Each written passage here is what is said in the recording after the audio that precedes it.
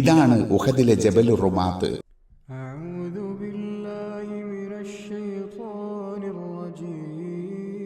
ഈ മലയിലാണ് പ്രവാചകൻ സല്ലല്ലാഹു അലൈഹി വസല്ലമ ഉഹദ് യുദ്ധത്തിൽ അബ്ദുല്ലാഹ് ഇബ്നു ജുബൈറിന്റെ നേതൃത്വത്തിൽ നിപുണരായ 50 അമ്പെയ്ത്തുകാരെ വിന്യസിച്ചത്.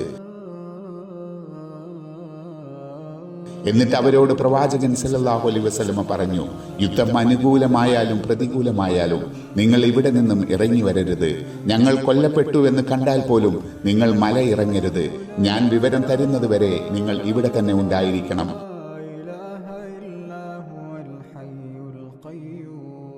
ആദ്യഘട്ടത്തിൽ ശത്രുക്കൾ പിന്തിരിഞ്ഞോടുകയും മുസ്ലിങ്ങൾ വിജയിക്കുകയും ഗനീമത്ത് മുതലുകൾ സമാഹരിക്കാനും തുടങ്ങിയപ്പോൾ പ്രവാചകൻ സല്ലല്ലാഹു അലൈഹി വസല്ലമ കാവൽ നിർത്തിയ അമ്പെയ്ത്തുകാർ അബ്ദുല്ലാഹ് ഇബ്നു ജുബൈറിന്റെ വാക്കുകൾ ധിക്കരിച്ച് മലയിറങ്ങി.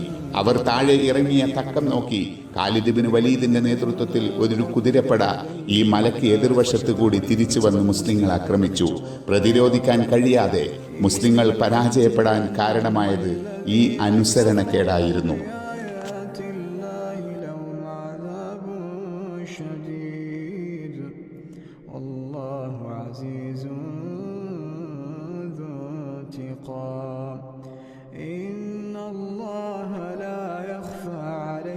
شيء في الأرض ولا في السماء هو الذي يصوركم في الأرحام كيف يشاء لا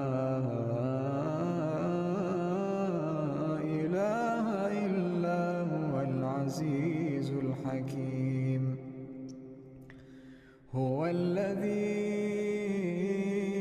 أنزل عليك الكتاب منه آيات محكمات هن أم الكتاب وأخر متشابهات فأما الذين في قلوبهم زيغ فيتبعون ما تشابه منه ابتغاء الفتنة وابتغاء تأويله وما يعلم تأويله إلا الله والراسخون في العلم يقولون